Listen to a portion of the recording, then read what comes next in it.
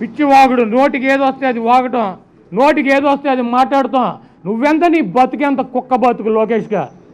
ఒక ఎమ్మెల్యే కూడా గెలవలేనటువంటి వెధవే నువ్వు. 151 సీట్లు గెలిపించి ముఖ్యమంత్రి అయినటువంటి జగన్మోహన్ రెడ్డి గారికి నీకు పోలిక ఆకాశానికి పాతాళానికి ఉన్నంత తేడా ఉంది మీ ఇద్దరికి.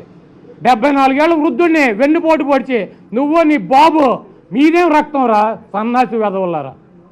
మీరు ఒక వృద్ధుడిని చంపి వెన్నుపోటు పొడిచి రాజకీయాల్లోకి వచ్చి సిగ్గు లేకుండా ఆ పార్టీని నడుపుతున్నటువంటి సిగ్గుమాలినటువంటి బతుకులు మీయి.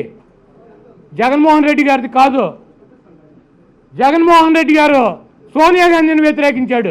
నీ బాబు ఉచ్చబోసుకున్నటువంటి టైంలో వ్యతిరేకించి పోరాడి 16 నెలలు జైల్లో ఉండి ఈరోజు ముఖ్యమంత్రిగా ఉన్నాడు. అటువంటి వ్యక్తిని నువ్వు మాట్లాడేది సిగ్గులేని వెధవల్లారా. అదేవిధంగా ఏది పడితే 10th క్లాస్ తప్పాడు జగన్మోహన్ రెడ్డి గారు. నేను తప్పారా 10th క్లాసు? నీకు దమ్ముంటే నువ్వు మగాడివి అయితే, చంద్రబాబు కొడుకు అయితే నీ తాత ప్లేస్ గుడివాడని చెబుతావు కదా, వచ్చి నా మీద పోటీ చేసుకెళ్ళు. నీకు జగన్మోహన్ రెడ్డి గారు కావాలని నేను ఎక్స్ట్రా. నీకు సిగ్గు శరం ఉండవసలా. మనిషి జన్మ కాదు మీరు ఎత్తింది బాబు కొడుకులో. 74 ఏళ్ళ వృద్ధుడిని చంపింది మీరు కాదు. ఆ పార్టీని దొంగిలించినటువంటి దొంగలు మీరు కాదు, వెధవలు మీరు కాదు.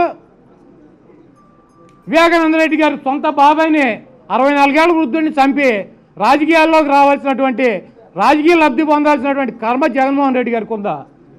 ఆ రోజు సోనియా గాంధీని వ్యతిరేకించాడు. నీ అయ్య ఉచ్చబోసుకున్నాడు ఎంఐ పేరు చెబితే అటువంటి టైంలో. కాబట్టి నోరు ఉంది కదా అని చెప్పి పిచ్చి వాగుడు పిచ్చి కుక్కలాగా మొరగమాక. నీ బాబు నీకు సిగ్గు లేనటువంటి వ్యక్తులు పప్పుగాడవడు తుప్పుగాడవడు ఏది పడితే అది మాడతాం.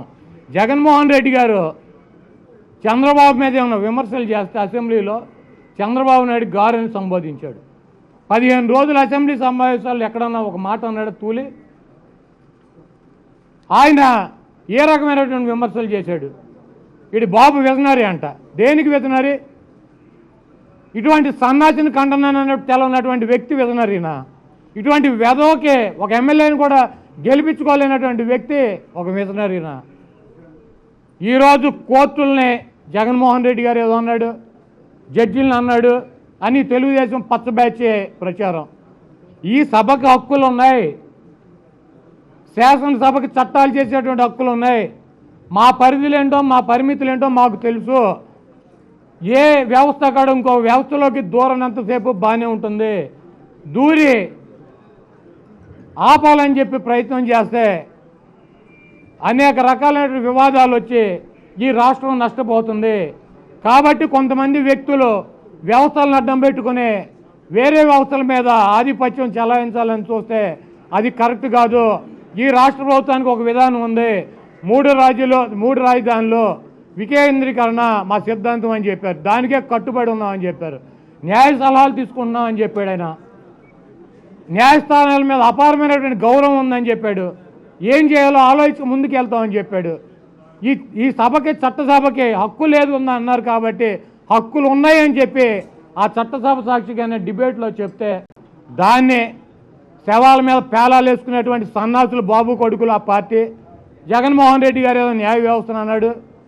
జగన్మోహన్ రెడ్డి గారు ఏదో చేసేసాడు. గౌరవం లేదు.